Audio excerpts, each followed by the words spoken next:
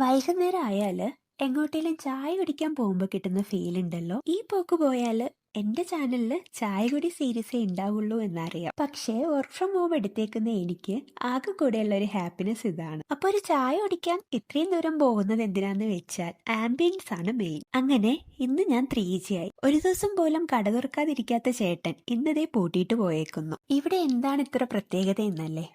ഇതാണ് ഇവിടുത്തെ വ്യൂ. ഒരു സൈഡ് കംപ്ലീറ്റ് മലയും പിന്നെ ഒരു പുഴയും നേരെ മുന്നിലായ ഒരു അടിപൊളി തേയിലത്തോട്ടവും. പക്ഷെ എന്താ കാര്യം, ചായ മാത്രം കിട്ടിയില്ല. പിന്നെ അടുത്ത സ്പോട്ടിലേക്ക് കയറി.